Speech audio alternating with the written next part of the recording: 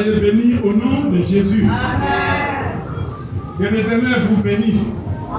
Qu'il bénisse vos familles. Qu'il bénisse tout ce qui vous concerne ce matin. Au nom de Jésus. Alléluia. Ce matin,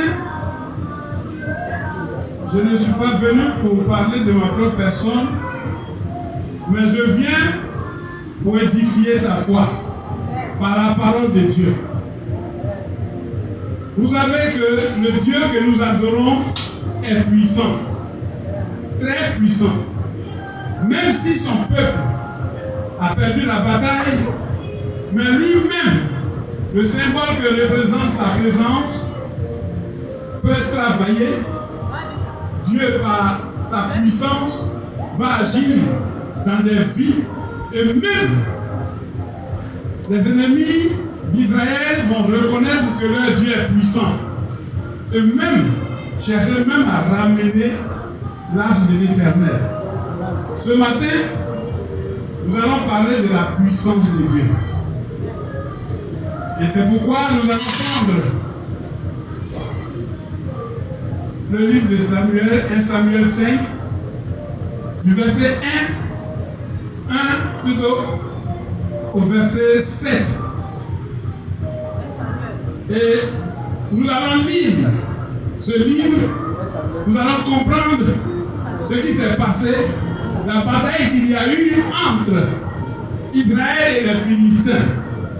Et bataille au cours de laquelle les Philistins ont emporté l'arche de l'Éternel.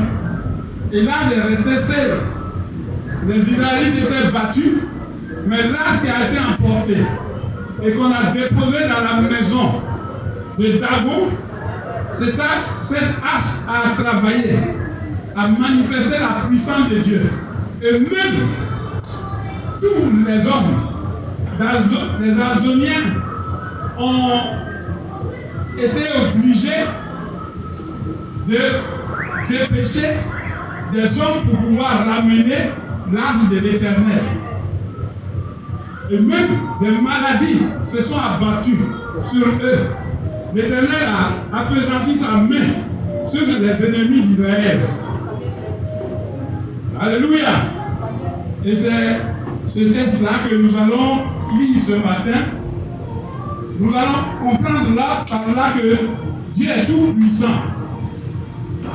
Même par le symbole de l'arche, qui est la présence de Dieu, Dieu a vaincu les ennemis. Ils étaient obligés de retourner l'arche de l'Éternel. Eux-mêmes, ils ont décidé. Israël leur a rien demandé. Mais eux-mêmes, ils ont décidé de ramener l'arche. Et c'est ce texte-là que nous allons lire ce matin. Je ne ferai pas assez de commentaires. Mais après quoi, nous allons commencer à prier. Puisque c'est un combat qui a été engagé entre Israël et les Philistins. Ce combat, Israël a perdu. Mais par l'arche de Dieu, Dieu a réglé la chose autrement. Alléluia!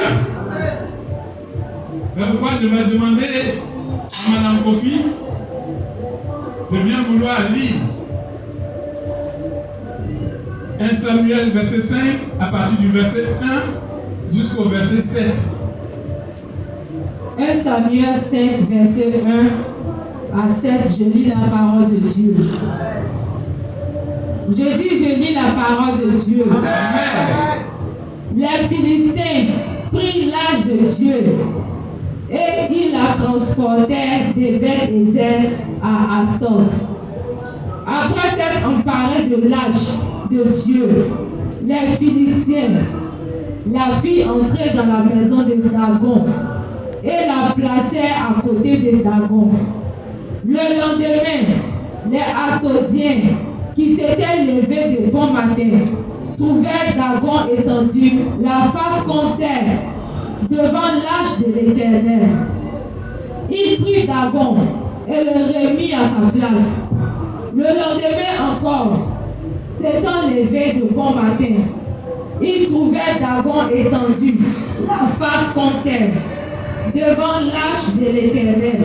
La tête de Dagon et ses deux mains étaient abattues.